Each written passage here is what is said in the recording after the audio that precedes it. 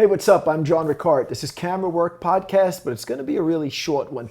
I just wanted to tell you about an idea of what I think you can do as a photo project for a child of, I don't know, the age of about maybe 4 till 15 at least.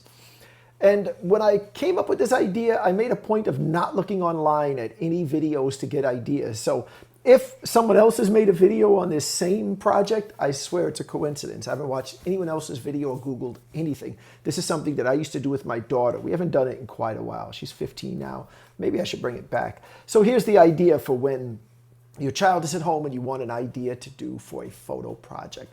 I call it a scavenger hunt. So what you do is you type out a list that they can cross off each one as they do it. And these are things that they need to photograph. And the interesting thing is when the child is really young, you do questions, you give them things to photograph on a certain level. And as they get older, you can move it to a higher level of thinking. And I'm going to explain exactly what that means. So here we go. When the child is young, you can ask them to photograph things like this. You say, photograph something you got from your grandmother. Or, something you got for your birthday or something you got for Christmas. Photograph something you see every day. Photograph something blue.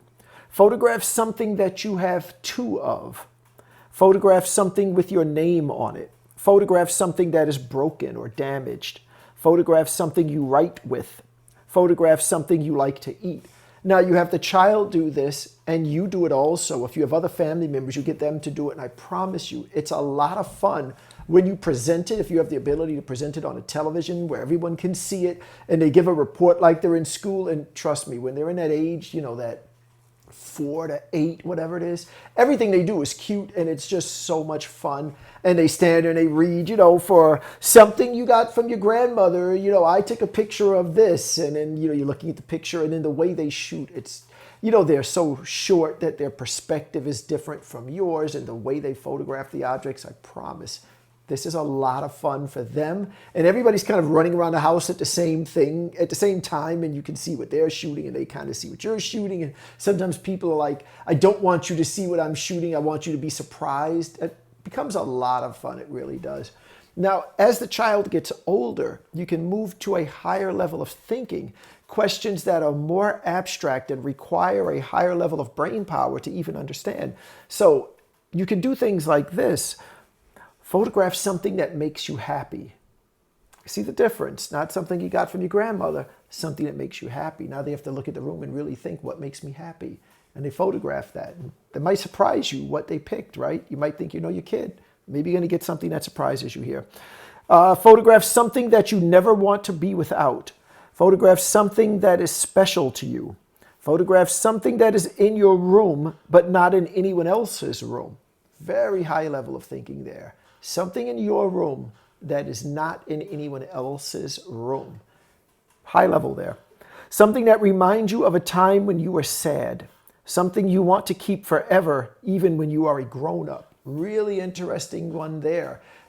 You can see, are they thinking very logically, I'm going to need this pen because when I'm an adult, I'm going to sign a mortgage? Or are they thinking, I want to keep this Barbie doll forever? And that becomes a funny story one day that they don't care about the Barbie doll a year later or something like that. You get a lot of interesting things from this. How about this one? Something you don't understand.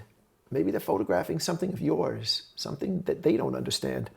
Something only one family member uses. So now they really have to look at these things. Oh, the television, no, everybody uses that. The speaker, no, we all use that. The refrigerator, no, we all use that. But then you might get to something, that umbrella. Yeah, only mom uses the umbrella.